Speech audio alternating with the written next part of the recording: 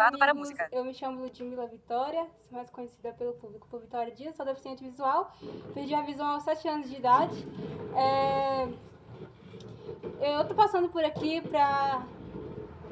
Primeiramente, eu não sei se o vídeo vai ser muito legal, mas pra mim eu acho interessante.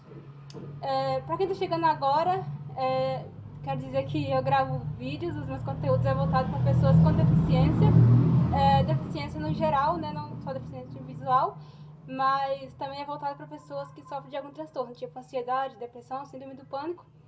E eu tô passando por aqui para falar que eu ainda não diminui nada nas ansiedades, e quando às vezes eu gravo um vídeo que eu tô falando muito rápido, tipo, isso é por conta que eu tô com... como posso dizer? Tipo, com a sensação de ansiedade no corpo, aí isso me causa falar muito rápido. Até porque já aconteceu muitas vezes de eu gravar vídeo assim, né, falando muito rápido, e às vezes as pessoas falam: Vitória, você grava vídeo falando muito rápido, eu não entendo nada. Então é basicamente por isso. E a minha ansiedade ainda tem ficado bem complicada, porque por conta não só da questão dos pensamentos, mas também da questão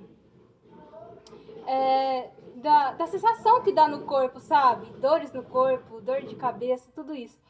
Então, tipo assim, é chato, mas isso faz parte da vida. E eu quero também acabar finalizando esse vídeo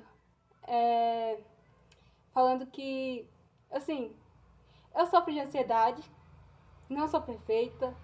Tem algumas pessoas que pensam que eu sou perfeita, mas não, ninguém é perfeito nesse mundo, né? E, assim, eu sinto ansiedade quando eu foco meu pensamento muito em alguma coisa, sabe? Então, tipo, isso me faz ter crise de ansiedade. Algumas pessoas levam a brincadeira a isso, mas é realmente sério. E outra coisa, é normal ter ansiedade. Eu